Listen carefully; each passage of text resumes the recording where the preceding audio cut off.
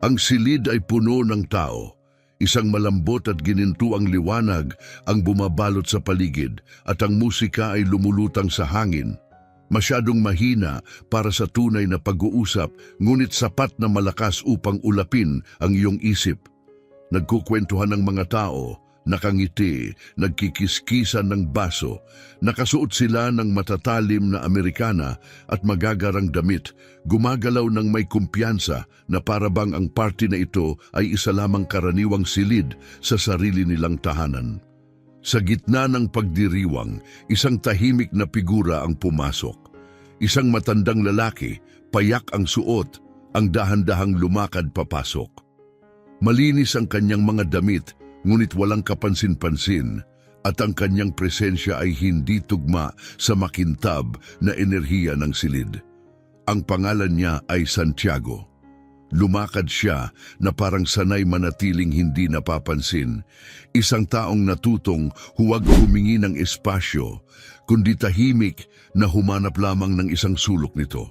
Huminto si Santiago sa buffet, marahang hawak ang kanyang plato, ang mga matay naghahanap ng tahimik na lugar kung saan hindi siya magiging sagabal. May ilang taong tumingin sa kanya, hindi dahil sa pag-usisa, kundi parang may sinusukat. Hindi iyon interes, kundi paghuhusga. Pagkatapos, bigla na lamang may dumaan sa kanya ng masyadong mabilis. Hindi iyon aksidente. Isang balikat ang tumama sa kanyang braso, tumagilid ang plato. Dumulas ang pasta pababa sa damit ni Santiago, mainit, malagkit at pulang-pula sa sarsa. Bumagsak ang pagkain sa sahig, ang tunog ay sapat upang basagin ang mood. May ilang ulo ang napalingon. Ang iba'y pinipigilan ang tawa, tinatakpan ang bibig. Ang iba naman ay agad kumuha ng cellphone. Kunwaring hindi nagre-record, ngunit walang lumapit upang tumulong. Mag-ingat ka naman, sir, matalim na sabi ng empleyado na parang si Santiago pa ang may kasalanan. Pribadong event ito. Hindi sumigaw si Santiago, hindi siya nakipagtalo, tumingin siya sa kanyang mansyadong damit saka sa sahig, para bang kailangan niyang tiyaking totoo itong nangyayari.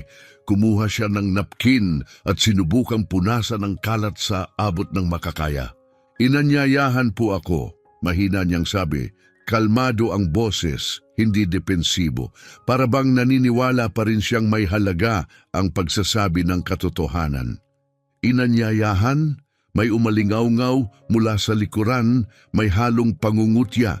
Sigurado ka bang hindi ka naligaw? Nagbago ang atmosfera. Bigla tiningnan ng mga tao si Santiago na parang siya ay isang trespasser, hindi bisita. Parang kahit ang pagtayo niya roon na may mansang damit ay sobra na, hindi siya nababagay, malinis man o marumi. Lumapit ang isang babae mula sa staff, hindi nagmamadali, mabagal at tiyak ang lakad, parang alam na niya ang dapat gawin. Huminto siya sa harap ni Santiago, nakapulupot ang mga braso at nagsalita ng sapat ang lakas para marinig ng iba. Hindi ka dapat narito.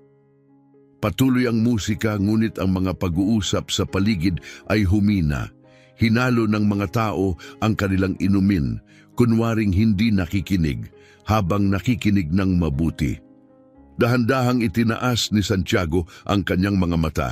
May pasensya ng isang taong ilang beses nang hinarap ng ganito. Inanyayahan po ako, ulit niya. Sinusubukang manatiling matatag ang boses. Inanyayahan ng sino?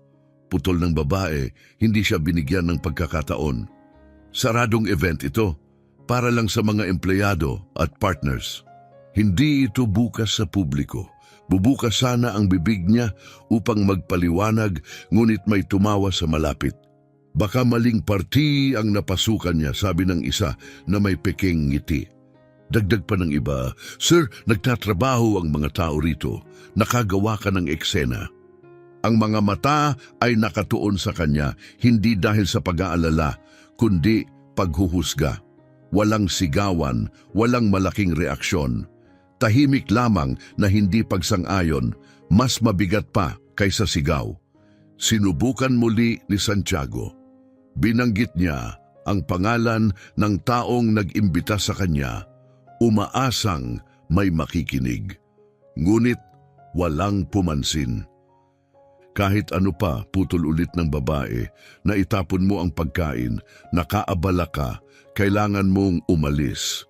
Ang salitang umalis ay malinis at magalang pakinggan, ngunit ang ibig sabihin nito ay hindi.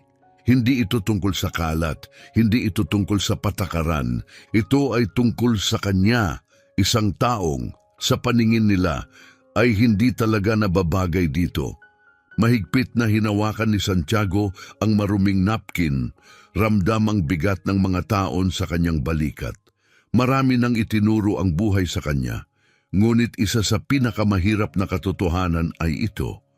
Kapag pinili ng mga tao na hindi ka makita, walang paliwanag ang makakapilit sa kanila na tumingin. At sa silid na iyon, sa sandaling iyon, naging problema siya. Isang abala. Kumalat ang tensyon, tahimik, walang argumento, walang komprontasyon, ngunit wala ring kabaitan. Dalawang tao sa bar ang nagpalitan ng tingin. Isa sa kanila'y tumawa ng mahina, ngunit matalim at bumulong, ayun, nasira ang gabi. Ang iba'y umiwas lamang ng tingin, kunwaring abala sa cellphone. Walang nagsalita upang ipagtanggol siya. Ang katahimikan ay sumigaw ng mas malakas kaysa anuman. Pagkatapos ay dumating ang isang lalaking naka-dark suit, halatang may mataas na posisyon, hindi siya nagtanong. Isang tingin lang, si Santiago na may mantsang damit, ang organizer na inis, ang tahimik na crowd. Para sa kanya, hindi ito tungkol sa patas, kundi sa itsura. Ayusin natin ito agad, malamig niyang sabi. May mahahalagang bisita tayo rito. Hindi natin pwedeng hayaang magpatuloy ito. Kumaway siya ng bahagya at lumitaw ang isang gwardya. Hindi man lang tumingin sa mata ni Santiago habang sinasabi, Sir, kailangan ka naming pakiusapang umalis. Aayusin na lang namin ang imbitasyon mamaya. Ngunit ang mamaya ay hindi dumarating kapag ang isang tao ay tinataboy ng ganito. Naintindihan ni Santiago, sa paningin nila hindi na siya bisita. Isa na lamang siyang bagay na hindi akma. Lumapit ang gwardya, hindi siya sumigaw, hindi siya humawak. Simple lamang ang sinabi, dito po tayo. Pinanood ng mga tao habang inilalabas si Santiago. Neutral ang mukha nila, parang nanonood ng eksenang hindi nila kasali, pero hindi rin nila kinukwestiyon. Bahagyang lumakas ang musika, parang sinusubukang burahin ng sandali. At naging malinaw, hindi ito kailanman tungkol sa pasta sa kanyang damit. Ito ay tungkol sa kung sino siya at kung nasaan siya. Habang papalapit siya sa pinto, may naiwan sa hangin na kahihiyan, hindi malakas o marahas, ngunit malamig at malinaw. Ang uri ng hiya na nagtatago sa likod ng magalang na salita at katahimikan. Dumikit sa kanya ang mansadong damit. Napansin niya ang mabilis na sulyap ng mga tao, mausisa ngunit panandalian. Walang pumigil, walang nagtanong kung may pagkakamali. Tahimik nang napagdesisyunan, hayaan na lang. Sa labasan, kinuha ng organizer ang pansamantalang badge sa kanyang leeg. Hindi man lang siya tiningnan. Baka nagkaroon lang ng mix-up, kaswal niyang sabi. Ang mix-up ay salitang ginagamit kapag gustong burahin ang konsensya nang hindi inaako ang responsibilidad. Hinawakan ni Santiago ang badge sandali, parang iniisip kung sasagot siya, ngunit hindi siya nagsalita. Tinuruan na siya ng buhay kung kailan walang mababago ang mga salita. Sa mahigit 60 taon niya, nakita na niya ito dati. Alam niya ang ibig sabihin nito.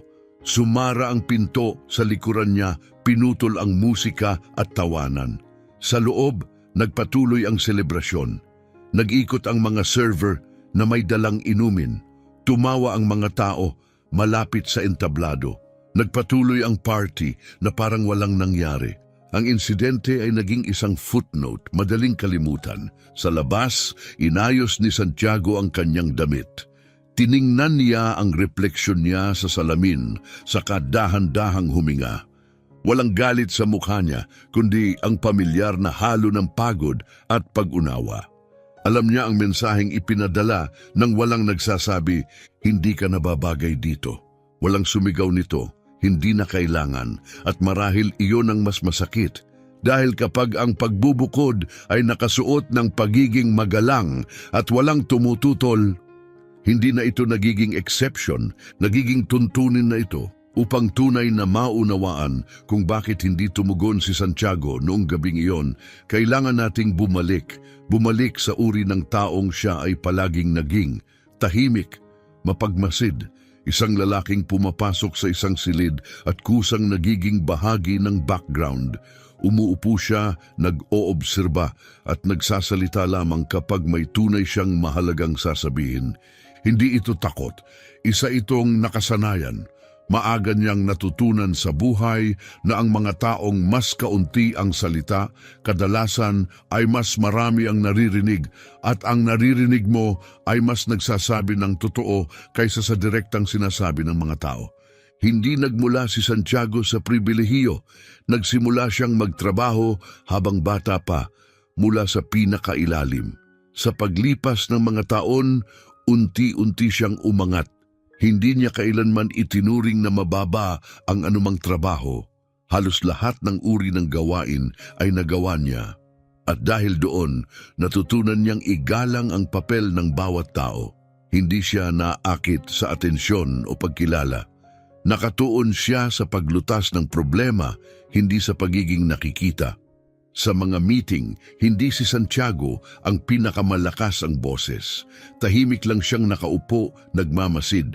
Ngunit kapag nagsalita siya, iyon ay upang ituro ang isang bagay na walang ibang nakapansin. Sa ganitong paraan siya unti-unting napunta sa mga mesa ng desisyon.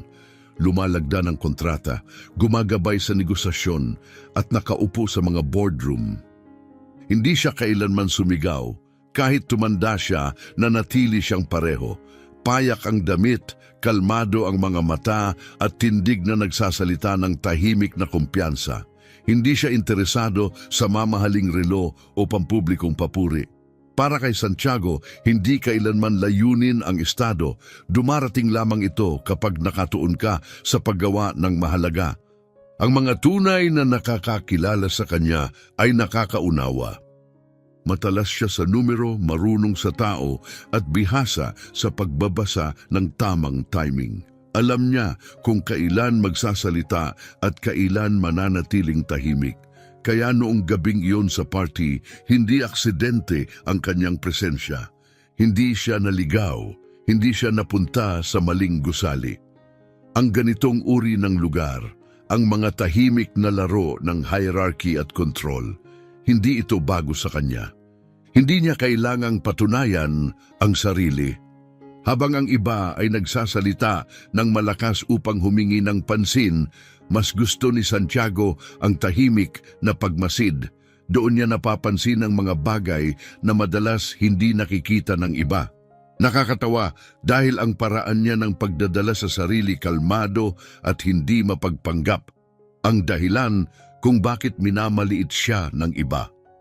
Ngunit ang parehong ugali rin ang nagbukas ng mga pintuan sa kanyang buhay na hindi man lang alam ng iba na umiiral. Ang relasyon niya sa kumpanya ay hindi nagsimula sa titulo o name tag. Nagsimula ito bago pa man may mag-toast sa ballroom na iyon. Noong ang kumpanya ay isa pa lamang ideya, isang marupok na pangarap na halos walang hugis.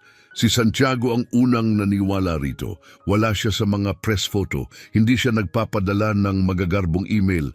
Ngunit naroon siya sa likuran, gumagawa ng mga desisyong nagpatatag sa lahat noong muntik nang bumagsak ang kumpanya. Sa mga unang araw, si Santiago ang tumulong bumuo ng mga kontrata mula sa simula.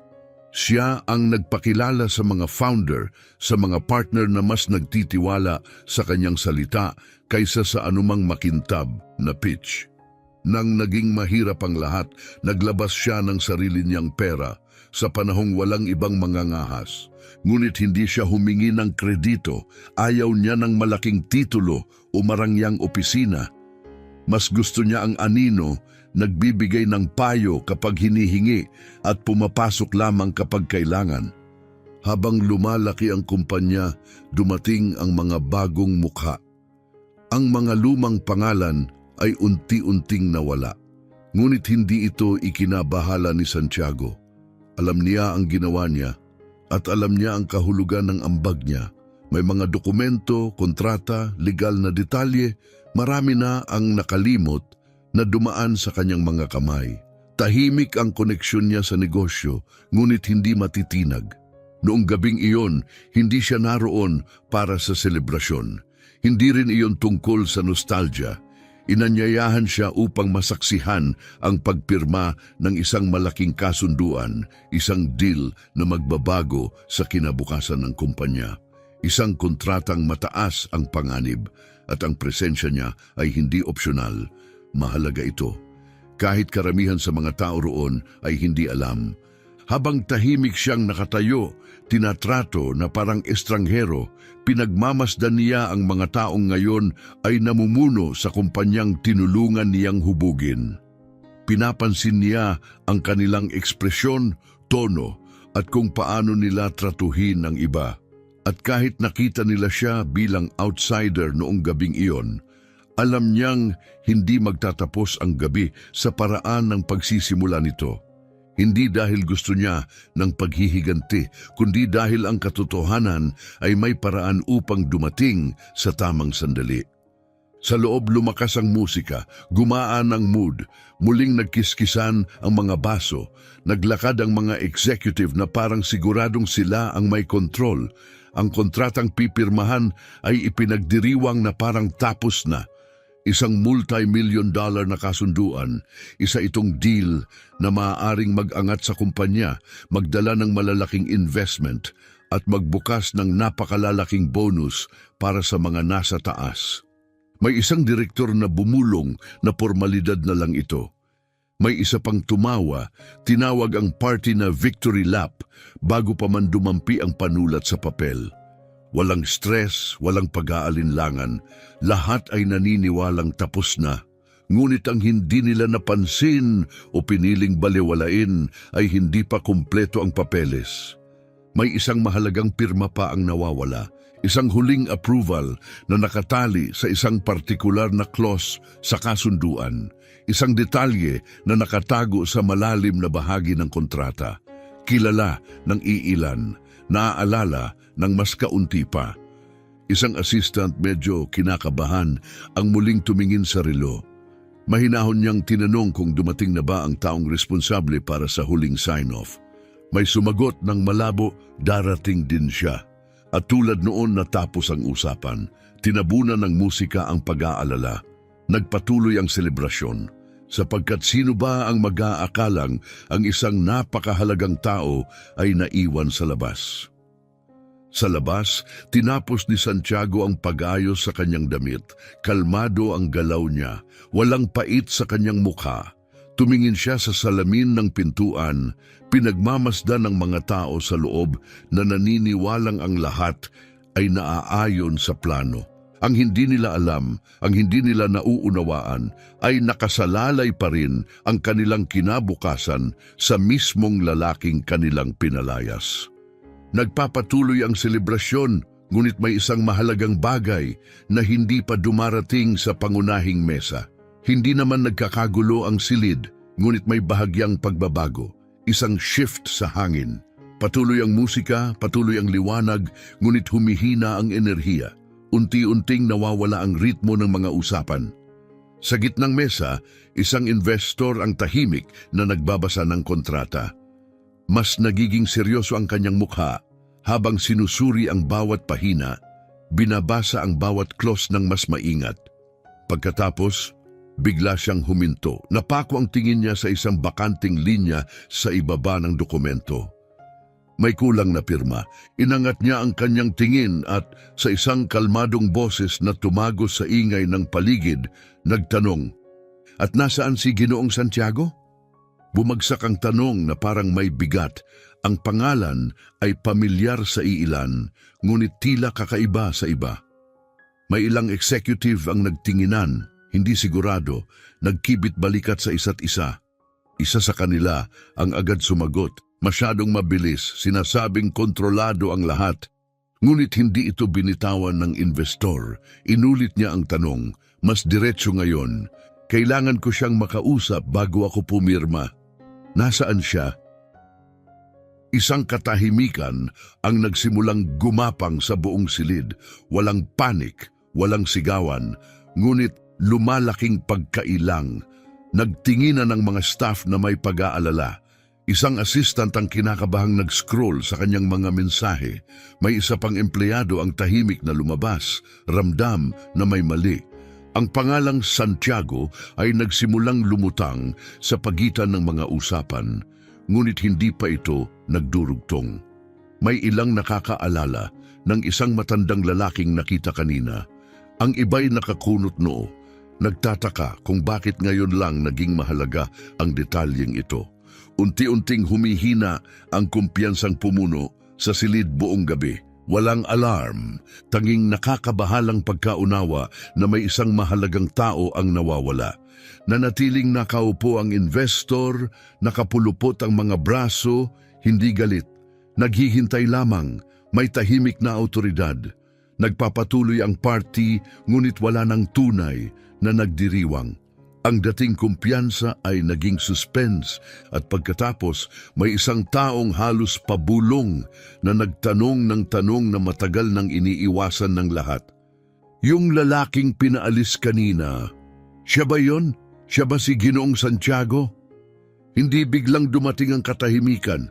Una, ang mga pag-uusap ay naging bulungan, pagkatapos tuluyang tumigil. Ang musika na dati pumupuno sa espasyo biglang naging masyadong malakas, hindi angkop sa silid na unti-unting nagigising sa sarili nitong pagkakamali. May isang executive ang bumalik mula sa labas. Maputla ang mukha. Hindi siya nagsalita, hindi na kailangan. Tumingin lamang siya sa pangunahing mesa at sa isang tingin na yon may nakumpirma. Isang bagay na sana'y hindi totoo. Tahimik na kumalat ang katotohanan. May bumubulong, may tumatango. At tulad ng mabagal na alon, tumama ang realization sa lahat ng nasa silid. Si Ginoong Santiago ay hindi isang ligaw na bisita. Hindi siya dating empleyadong sumingit sa party. Siya ang partner. Ang lalaking, ang kumpanya, ang co-signer ng kontrata. Ang taong, ang pirma, ay hindi opsyonal, kundi mahalaga. Ang tanging pirma na makakapagtapos sa buong multi-million-dollar deal. At ang realization ay hindi dumating na parang kidlat. Dumating ito ng dahan-dahan, tulad ng hiya. Iba'y umiwas ng tingin, ang ilan ay nakatitig sa sahig. Ang iba'y muling binabalikan sa isip ang eksena kanina, ang natapong pagkain, ang malamig na pagtanggi, ang tahimik na pag-escort palabas ng pinto. Wala nang tumatawa ngayon, walang nangangahas magsalita. Hindi na takot na masira ang party ang nararamdaman nila. Takot na sa presyo ng ginawa nila. Nanatiling nakaupo ang investor, kalmado ngunit matatag, nagmamasid. Hindi siya nag-akusa, hindi siya nanisi. Sinabi lamang niya ang katotohanan ngayon ay bumabalot sa buong silid. Kung wala si Ginoong Santiago, walang deal. At sa isang iglap, nagbago ang gabi. Walang opisyal na announcement, walang kumuha ng mikropono. Ngunit alam ng lahat, tapos na ang party. Ang natira ngayon ay hindi selebrasyon, kundi ang mabigat na pagkaunawa na ang pinsalang nagawa ay hindi lang personal. Isa itong sakunang pagkakamali at ginawa nila ito sa harap ng pinakamasamang posibleng saksi. Pagkatapos, bumalik si Santiago sa pagkakataong ito sa harapang pintuan. Naglakad siya sa parehong hallway tulad ng dati, ngunit ang atmosfera ay lubos nang nagbago. Patay na ang musika. Mabigat ang katahimikan, walang palakpakan, walang masayang pagtanggap, malinis na muli ang kanyang damit, kalmado ang kanyang mukha, wala siyang galit, tanging malalim na kapayapaan. Ang uri ng kapayapaan ng isang taong hindi na kailangang magpatunay ng anuman. Isang staff member lamang ang kasabay niya, malayo ang distansya, tahimik, hindi nangangahas magsalita. Pagpasok ni Santiago sa silid, lahat ng ulo ay napalingon, ngunit hindi paghanga ang nagtulak sa kanila, kundi hiya. Dahan-dahan siyang naglakad, walang pagmamadali, matatag ang bawat hakbang. Tumingin siya sa paligid na parang kilala niya ang lugar. Hindi dahil palagi siyang napapansin, kundi dahil palagi siyang naroon. Kahit hindi pinapansin, nakarating siya sa pangunahing mesa at huminto. Lahat ay kusang tumahimik. Hindi na kailangang humingi ng katahimikan. Absoluto na ito. Ipinakilala niya ang sarili sa ilang salita lamang, ang buong pangalan niya at ang kumpanyang kanyang kinakatawan. Walang sermon, walang paninisi, walang banggit sa nangyari kanina. Wala siyang sinabi tungkol sa natapong pagkain, wala tungkol sa malamig na pagtrato, wala tungkol sa pagpapaalis sa kanya. Matatag at mababa ang kanyang boses. Boses ng isang lalaking natutong sa pagdaan ng mga taon na ang dignidad ay hindi nangangailangan ng lakas ng tunog.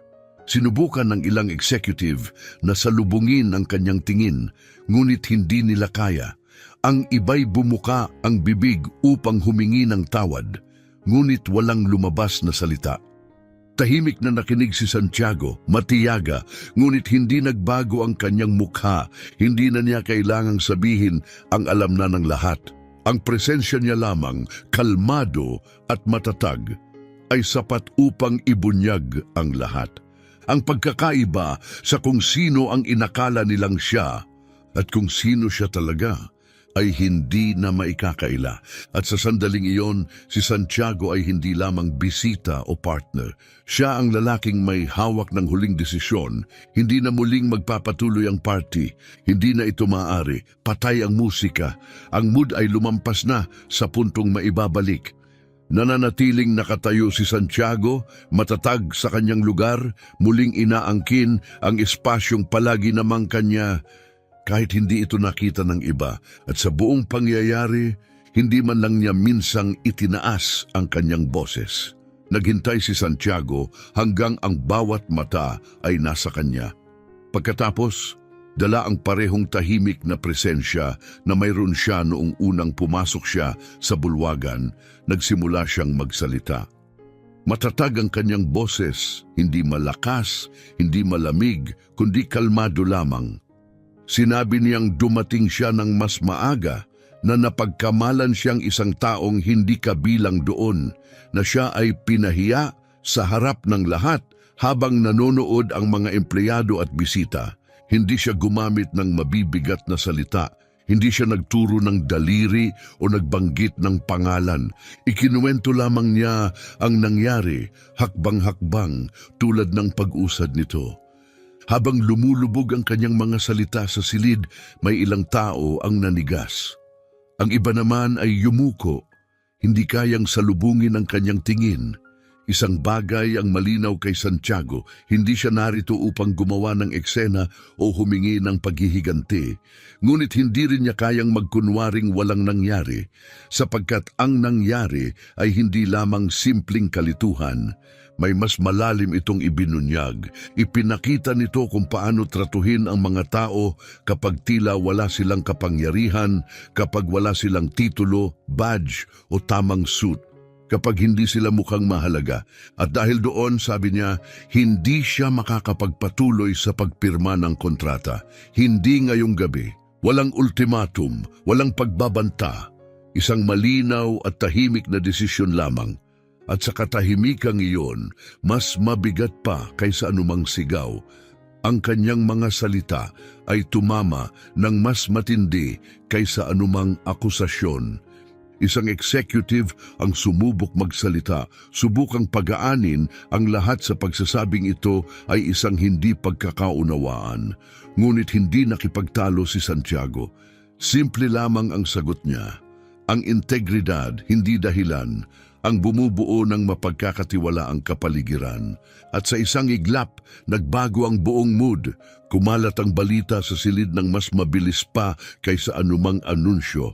Ang kontrata ang ipinagdiriwang ng lahat ay hindi mapipirmahan ngayong gabi. Walang dramatikong pagsabog, walang mainit na argumento.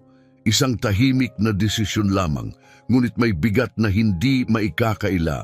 Unti-unting naglaho ang selebrasyon. Napalitan ng pag-aalala ang champagne. Ang gabing dapat sana'y tagumpay ay naging babala, isang babalang hindi na maaring baliwalain.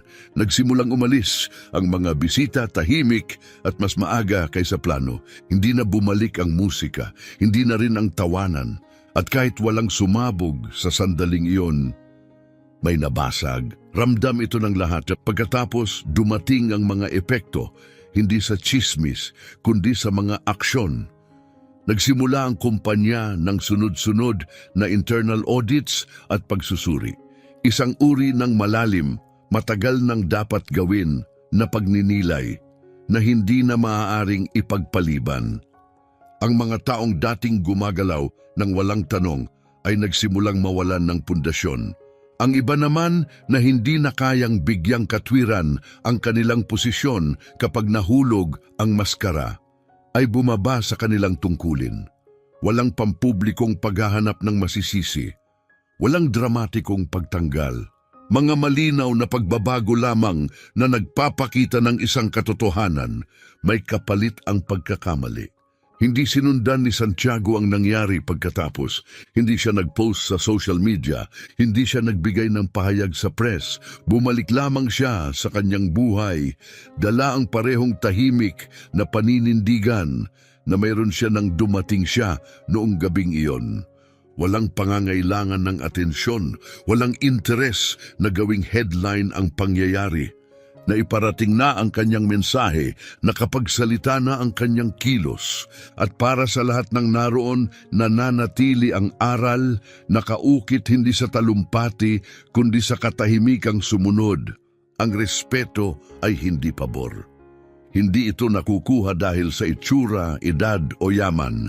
Ito ay pundasyon, hindi mapag-uusapan, at ang dignidad hindi naghihintay ng pahintulot. Hindi nagtatapos ang kwento sa palakpakan. Walang aplos ang nagsasara ng eksena, ngunit may mas tumatagal na naiwan ang paalala na ang halaga ng tao, tunay, hindi matatanggi. Ay hindi kailanman nangangailangan ng permiso upang umiral.